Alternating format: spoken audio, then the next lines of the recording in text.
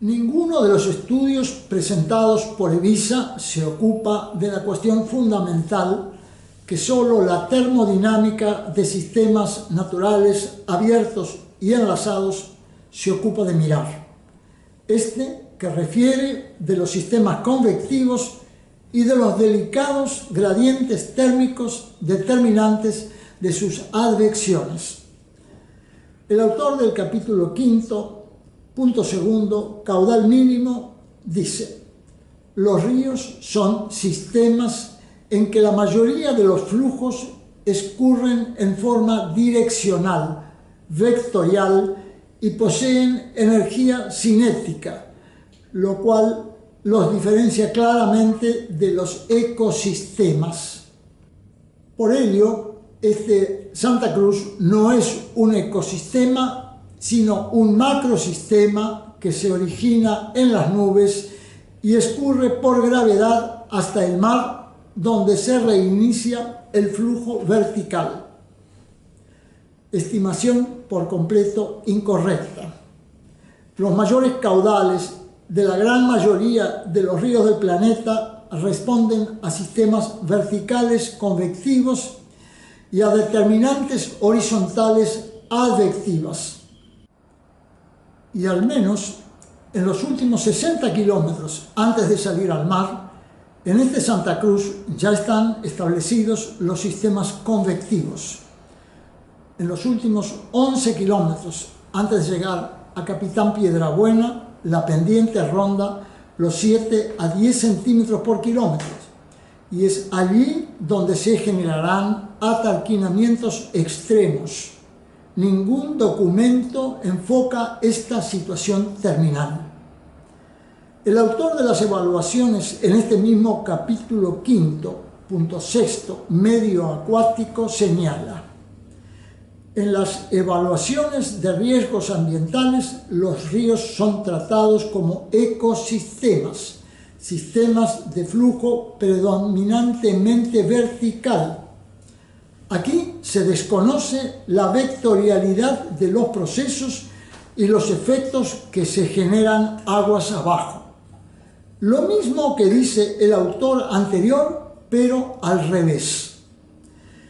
En el informe de la Universidad de La Plata, en su punto 1.3, efectos de la marea en la interfaz agua dulce-salada, señalan: la reducción de los caudales del río Santa Cruz disminuye la capacidad de advectar el agua salada con respecto a la situación original. La voz advectar es lexicografía propia de termodinámica y no de mecánica de fluidos. Y aquí están refiriendo precisamente a las energías convectivas comprometidas en esos 60 kilómetros finales del río Santa Cruz, que padecerán atarquinamientos extremos.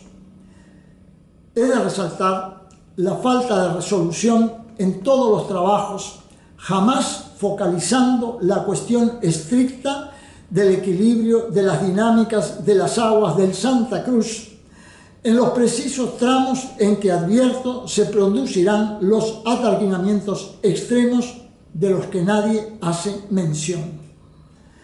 Respecto a los informes de salinidad que acercan los cortes transversales de Scurra-Schmidt, de mucho mayor resolución que los de la Universidad de La Plata, ellos muestran que las hasta hoy aguas caldas del Santa Cruz y del Chico aprecian las áreas ribereñas de menor profundidad, donde encuentran el gradiente de equivalente temperatura para por allí advectar. Recuerdo que bastan 0,2 de grado para disociar estos corredores. Por esta razón, en las menores profundidades, el agua es toda dulce.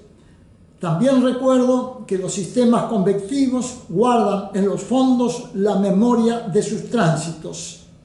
Inútil querer buscarlos arriba de las aguas saladas. Esta suposición solo responde al pensiero mecánico. Con nanodispositivos empezarán algún día a fundar seguimientos de sus convecciones y de sus advecciones, tarea que con artefactos mecánicos en 3 transectas y 14 puntos no acertarían en 1.000.000 de años a seguimiento alguno de las fenomenales disociaciones de sistemas que allí imperan.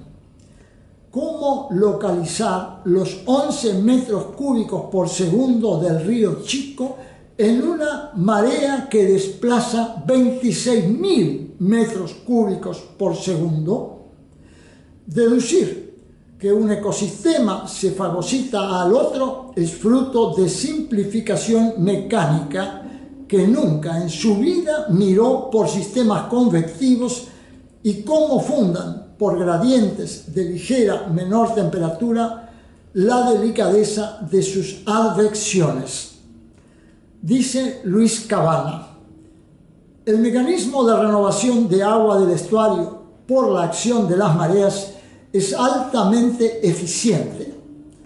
Así estima al caudal diario de la marea en 26.157 metros cúbicos por segundo, el doble del Paraná, magnitud descomunal frente a los 700 metros cúbicos por segundo promedio del río Santa Cruz, dando lugar a considerar los provechos de una estación mareomotriz y dejar al río Santa Cruz y a sus entornos seguir la vida y ahorrarle la muerte por atarquinamientos sin alternativas a ecohidrología alguna.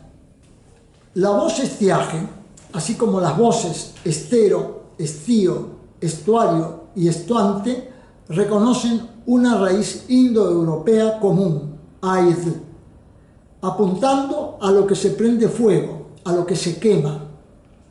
Hablar de caudal mínimo promedio no es lo mismo que hablar de caudal ordinario promedio, el que sea. Pues en el primero, la voz estiaje tiene mucho mayor peso específico en términos de aprecios termodinámicos. Recordemos la acepción que a la voz ecosistema acerca el glosario de la Ley Provincial 11.723, sistema termodinámico, natural y abierto, cuya principal entrada de energía es solar y su salida los sedimentos. Al respecto, en el capítulo 3.7, carga sólida, los de la Universidad de Valladolid señalan que al momento de la elaboración de su documento, la UTE está adelantando un estudio sedimentológico encargado al experto hidrólogo H. Farías. Amén de que no lo hemos visto por ningún lado, ¿de qué servirá si hubiera sido hecho con el primario ojo mecánico? En su capítulo 3 señala que la reducción de caudal durante la fase del llenado de las embalses determinará que la temperatura mínima sea más baja en invierno, fundamentalmente en el tramo final del río.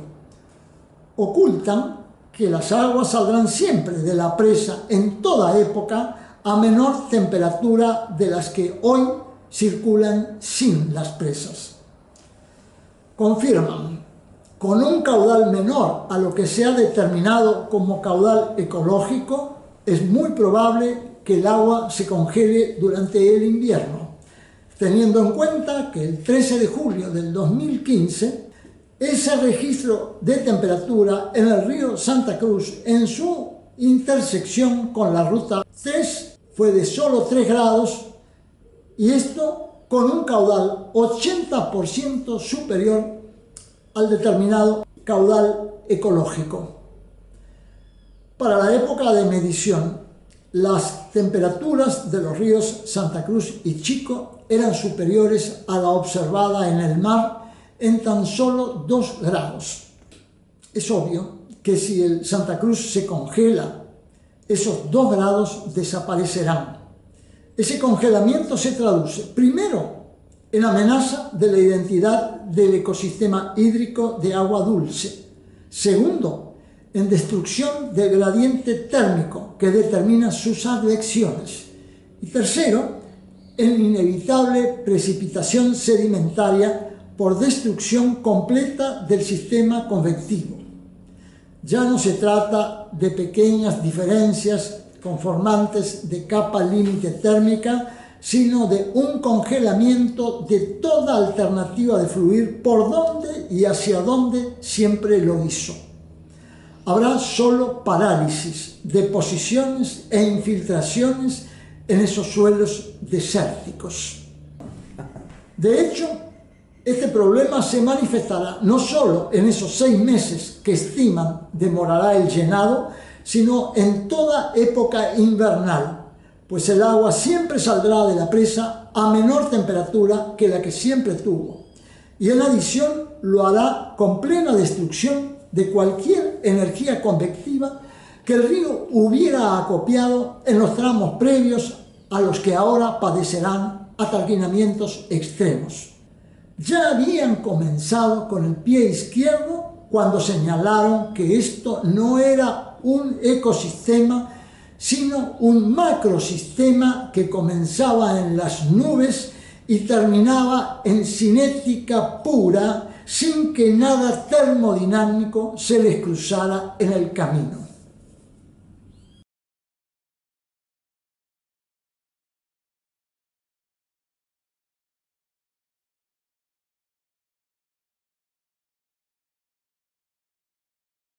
Ingenieros de flujos laminares, sin eros ni ingenio para sentir la vida solar de los ríos, ahora insisten con el Santa Cruz, al que dicen ver bajar de las nubes en vectorial macrosistema cinético. Ninguno de los informes de EVISA ha mencionado el lento proceso de atarquinamiento que ya padece el río en los últimos tramos, con pendientes de unos pocos centímetros por kilómetro antes de llegar a Piedrabuena. Las imágenes de octubre del 2013, el año en que se congelaron sus aguas, lo muestra claramente. Ninguno ha mencionado la destrucción de los escasos recursos convectivos que se generarán en las presas. Ninguno ha mencionado la disminución de las temperaturas de las aguas que saldrán de las presas. Ninguno ha mencionado sus consecuencias en los agravamientos de estos atarquinamientos elementales en estos tramos finales del río. Necedades que solo la ciencia hidráulica, con su aura en las nubes, se precia de frecuentar.